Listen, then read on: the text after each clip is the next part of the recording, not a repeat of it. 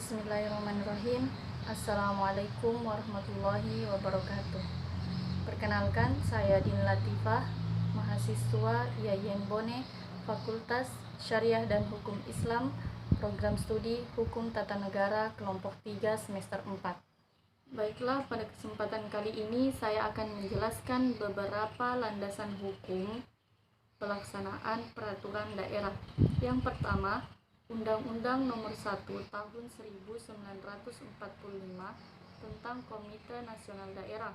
Yang kedua, Undang-Undang Nomor 22 Tahun 1948 tentang Pemerintah Daerah.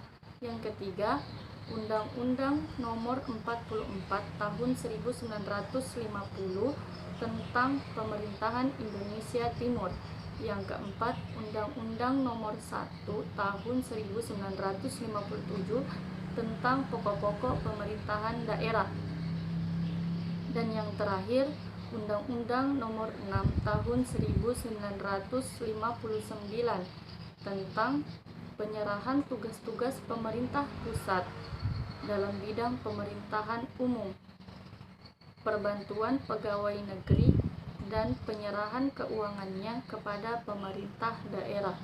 Baiklah, langsung saja. Pertama, saya akan menjelaskan sejarah terbentuknya undang-undang yang telah saya sebutkan tadi.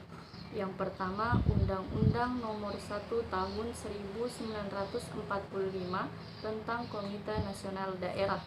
Pada tanggal 18 Agustus tahun 1945, setelah proklamasi kemerdekaan, PPKI menetapkan Undang-Undang Dasar Negara Republik Indonesia tahun 1945 sebagai landasan konstitusional ketatanegaraan.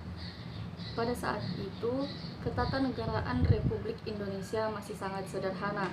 Maka, sementara waktu, PPKI menetapkan berbagai hal tentang peraturan daerah. Dilihat dari konfigurasi tersebut, terlihat bahwa struktur dan sistem pemerintahan daerah di Indonesia masih sangat sederhana, karena masih terdiri dari provinsi, keresidenan, kota, dan ditambah dengan Komite Nasional Daerah. Untuk mengefektifkan Komite Nasional Daerah dalam membantu pemerintah daerah, pada tanggal 30 Oktober tahun 1945, BPKNP mengeluarkan RUU tentang kedudukan Komite Nasional Daerah melalui pengumuman nomor 2 dan disetujui oleh pemerintah pada tanggal 23 November tahun 1945, yaitu Undang-Undang Nomor 1 Tahun 1945 tentang Komite Nasional Daerah yang hanya berjumlah 6 pasal. Baik, yang kedua adalah sejarah Undang-Undang Nomor 22 Tahun 1948 tentang Pemerintah Daerah. Menyadari bahwa Undang-Undang Nomor 1 Tahun 1945 masih jauh dari kesempurnaan dan harapan sebagai dasar dalam menjalankan pemerintahan daerah yang berkedaulatan rakyat, dan terbentuknya Undang-Undang Nomor 22 Tahun 1948 tentang pemerintah daerah ini, selain sebagai pengganti Undang-Undang Nomor 1 Tahun 1945, juga untuk memenuhi tuntutan pemerintah kolegial yang demokratis serta peraturan lainnya yang belum sempat diatur di dalam undang-undang sebelumnya. Baik, yang ketiga adalah sejarah Undang-Undang Nomor 44 Tahun 1950 tentang Pemerintahan Indonesia Timur. Beberapa hari sebelum tercapainya persetujuan antara Negara Republik Indonesia atau Yogyakarta dengan pemerintah RIS yang juga bertindak atas nama NIT dan NST untuk membentuk negara kesatuan dan untuk menyatukan pemerintahan daerah dengan keadaan yang akan datang. Pada tanggal 15 Mei tahun 1950 ditetapkan Undang-Undang Nomor 44 Tahun 1950 yang disebut juga Undang-Undang Pemerintahan Daerah-Daerah Indonesia Timur. Undang-Undang Nomor 44 Tahun 1950 ini sengaja dipersiapkan dan ditetapkan untuk menyongsong pembentukan atau reintegrasi negara kesatuan, terutama penyesuaian bentuk ketatanegaraan wilayah NIT terhadap bentuk negara kesatuan. Baik, selanjutnya adalah sejarah Undang-Undang Nomor 1 Tahun 1957 tentang pokok-pokok pemerintahan daerah. Undang-Undang Nomor 1 Tahun 1957 ini dibentuk untuk menyesuaikan ketentuan-ketentuan Undang-Undang Dasar sementara tahun 1950. Dan pemerintah juga menganggap bahwa undang-undang ini perlu dibentuk. Undang-undang ini juga dibentuk untuk pelaksanaan dari pasal 131 Undang-Undang Dasar Sementara tahun 1950. Karena pada pasal 131 Undang-Undang Dasar Sementara tahun 1950 ini hanya mengatur tentang dasar-dasar desentralisasinya saja dan tidak bermakna ganda. Sebagaimana pasal 18 pada Undang-Undang Dasar 1945, selain memuat dasar-dasar desentralisasi, juga memuat dasar-dasar dekonsentrasi, khususnya yang terdapat dalam penjelasannya. Kemudian yang terakhir adalah sejarah terbentuknya Undang-Undang Nomor 6 Tahun 1959 tentang penyerahan tugas-tugas pemerintah pusat dalam pemerintahan umum, perbantuan pegawai negeri, dan penyerahan keuangannya kepada pemerintah daerah. Undang-Undang Nomor 6 Tahun 1959 ini ditetapkan pada tanggal 24 Maret 1959 dan diundangkan pada tanggal 25 Maret tahun 1959. Dan undang-undang ini mulai diberlakukan pada tanggal 7 November tahun 1959. Kemudian undang-undang ini dibentuk karena adanya perkembangan ketatanegaraan dan sejalan dengan pelaksanaan Undang-Undang Nomor 1 Tahun 1957 tentang pokok-pokok pemerintahan daerah. Baiklah, itulah tadi beberapa sejarah terbentuknya landasan hukum pelaksanaan peraturan daerah. Selanjutnya saya akan memberitahukan aturan-aturan apa saja yang termasuk di dalam undang-undang tersebut. Baiklah, aturan pertama yang terdapat di dalam Undang-Undang Nomor 1 Tahun 1945 tentang Komite Nasional Daerah. Yang pertama, dalam pasal 1 ditegaskan bahwa Komite Nasional Daerah diadakan kecuali di daerah Surakarta dan Yogyakarta di keresidenan, kota berotonomi, kabupaten, dan lain-lain daerah yang dianggap perlu oleh Menteri Dalam Negeri. Yang kedua, dalam pasal 2 KND menjadi badan perwakilan rakyat daerah yang bersama-sama dengan yang dipimpin kepala daerah menjalankan pekerjaan mengatur rumah tangga daerahnya. Yang ketiga, di dalamnya ada aturan menentukan secara tegas atas batas dan ruang lingkup urusan rumah tangga. Dan yang terakhir, dalam undang-undang ini ada dua jenis pemerintahan daerah, yakni yang memiliki KNID dan pemerintahan yang tidak memiliki KNID. Mungkin itu saja aturan-aturan yang terdapat di dalam Undang-Undang Nomor 1 Tahun 1945. Baik, aturan selanjutnya adalah yang terdapat di dalam Undang-Undang Nomor 22 Tahun 1948 tentang pemerintah daerah. Penetapan yang ada di dalam undang-undang ini yaitu yang pertama, landasan pelaksanaan desentralisasi yang rasional sebagai sarana mempercepat kemajuan rakyat di daerah. Yang kedua, diadakannya 3 tingkatan daerah otonom, yaitu provinsi bagi daerah tingkat 1, kabupaten dan kota besar bagi daerah tingkat 2, dan desa atau kota kecil, nagari, marga, dan sebagainya bagi daerah tingkat 3. Selanjutnya, modernisasi dan mendinamisasi pemerintahan desa dengan menjadikannya daerah tingkat 3. Selanjutnya, menghilangkan dualisme pemerintahan di daerah. Dan yang terakhir, pembentukan daerah istimewa di daerah-daerah yang mempunyai hak-hak usul dan di zaman sebelum Republik Indonesia telah mempunyai pemerintahan sendiri. Mungkin itulah aturan-aturan yang terdapat di dalam Undang-Undang Nomor 22 Tahun 1948 ini.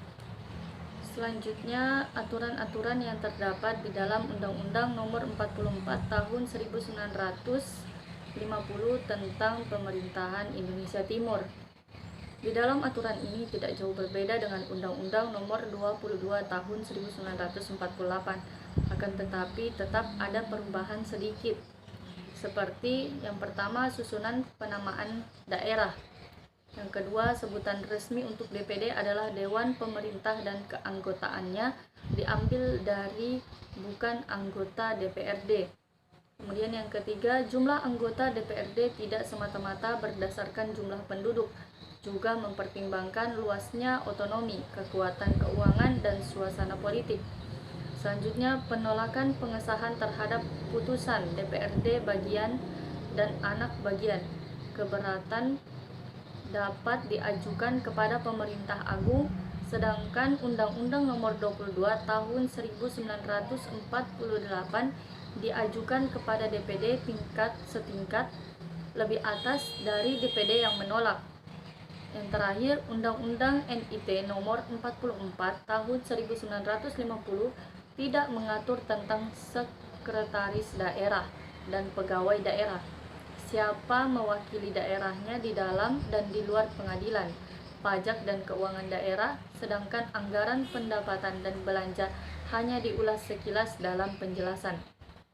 Mungkin itulah sedikit perbedaan isi dari Undang-Undang Nomor 44 Tahun 1950 dengan Undang-Undang Nomor 22 Tahun 1948.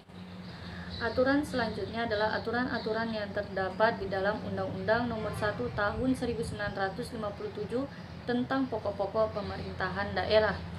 Aturan yang pertama yaitu pembagian daerah Indonesia atas daerah besar dan kecil yang berhak mengurus rumah tangganya sendiri dengan bentuk susunan pemerintahannya ditetapkan dengan undang-undang dengan memandang dan mengingat dasar permusyawaratan dan dasar perwakilan dalam sistem pemerintahan negara. Yang kedua, kepada daerah-daerah diberikan otonomi seluas-luasnya untuk mengurus rumah tangganya sendiri.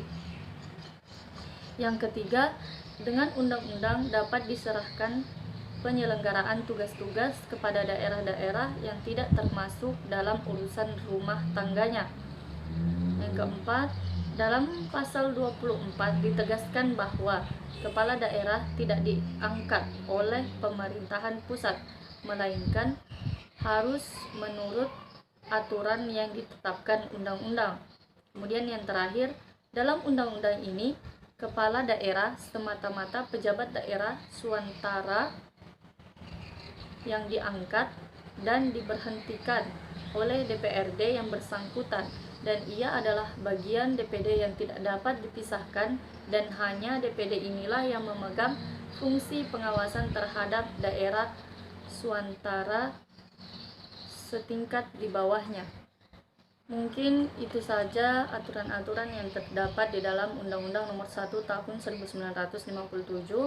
Kemudian kita akan beralih kepada aturan yang terakhir, yaitu aturan-aturan yang terdapat di dalam Undang-Undang Nomor 6 Tahun 1959 tentang penyerahan tugas-tugas pemerintah pusat dalam pemerintahan umum, perbantuan pegawai negeri, dan penyerahan keuangannya kepada pemerintah daerah. Aturan yang pertama yaitu pemerintahan pusat mengembalikan dan memperkuat kewibawaan kepala daerah sebagai alat pemerintahan pusat. Yang kedua, terdiri dari kepala daerah dan DPRD. DPD dihapuskan dan diganti dengan BPH yang anggotanya merupakan pembantu-pembantu kepala daerah dengan tugas lain Badan Penasehat Kepala Daerah. Yang ketiga, kepala daerah bertanggung jawab atas dua bidang tersebut kepada pemerintah pusat.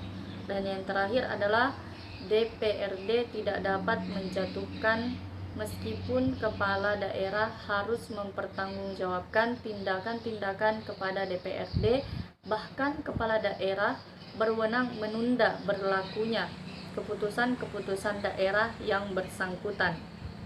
Mungkin itu saja aturan-aturan yang dapat saya sampaikan pada kesempatan kali ini. Kemudian kita akan beranjak kepada perbedaan-perbedaan di antara undang-undang tersebut. Baiklah, perbedaan yang pertama yaitu perbedaan yang terdapat di dalam Undang-Undang Nomor 1 Tahun 1945 tentang Komite Nasional Daerah. Perbedaan yang saya dapat di dalam undang-undang ini, yang pertama, peraturan masih sangat sederhana dan jumlah pasal sedikit, hanya ada 6 pasal. Kemudian yang kedua, Undang-Undang Peraturan Daerah pertama yang ditetapkan setelah proklamasi kemerdekaan. Kemudian yang terakhir, susunan pemerintahannya bersifat dualistik karena ada dua penyelenggaraan pemerintahan di daerah.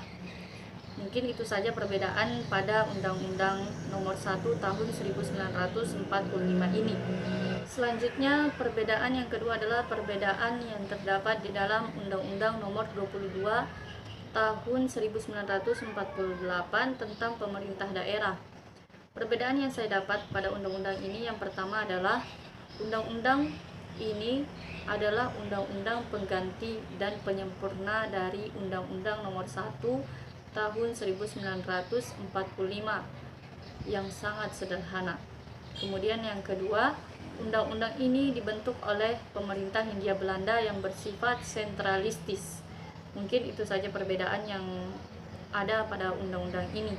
Baik, yang selanjutnya adalah perbedaan yang terdapat di dalam Undang-Undang Nomor 44 Tahun 1950 tentang Pemerintahan Indonesia Timur. Sudah jelas sekali perbedaan pada undang-undang ini. Hanya satu yang saya dapat, yaitu undang-undang ini terkhusus untuk pemerintahan daerah-daerah Indonesia Timur. Baik, selanjutnya adalah perbedaan-perbedaan yang terdapat di dalam Undang-Undang Nomor 1 Tahun 1957 tentang pokok-pokok pemerintahan daerah. Adapun perbedaan-perbedaan yang saya dapat adalah yang pertama, berpedoman pada beberapa kewenangan dimaksud. Terlihat bahwa kewenangan DPRD berdasarkan Undang-Undang Nomor 1 Tahun 1957 lebih luas bila dibandingkan dengan undang-undang terdahulu. Kemudian undang-undang ini tidak dimuat urusan-urusan rumah tangga daerah, tetapi diserahkan kepada daerah untuk mengatasinya. Kemudian yang ketiga, pada undang-undang ini juga merancang tentang pemilihan kepala daerah secara langsung. Berbeda halnya dengan Undang-Undang Nomor 22 dan Undang-Undang Nomor 44, tidak merancang tentang pemilihan kepala daerah secara langsung. Mungkin itulah perbedaan yang terdapat di dalam Undang-Undang Nomor 1 Tahun 1957 ini. Baik, perbedaan yang terakhir adalah perbedaan di dalam Undang-Undang Nomor 6 Tahun 1959 tentang penyerahan tugas-tugas pemerintah pusat dalam pemerintahan umum, perbantuan pegawai negeri, dan penyerahan keuangannya kepada pemerintah daerah. Di dalam undang-undang ini terdapat satu perbedaan, yaitu pemerintah kolegial diganti dengan pemerintah tunggal. Pejabat tunggal ini diangkat dan diberhentikan oleh instansi pusat. Ya, mungkin itulah tadi perbedaan-perbedaan yang saya dapat dan yang bisa saya sampaikan pada kesempatan kali ini. Baiklah, mungkin hanya itu saja yang bisa saya sampaikan. pada kesempatan kali ini mengenai sejarah terbentuknya, aturan-aturannya, serta perbedaan-perbedaan di dalam Undang-Undang Pelaksanaan Peraturan Daerah. Lebih dan kurangnya mohon dimaafkan, karena segala kebenaran hanyalah milik Allah Subhanahu wa Ta'ala. Akhirul kalam, aqul qawlan khairan, summa assalamualaikum warahmatullahi wabarakatuh.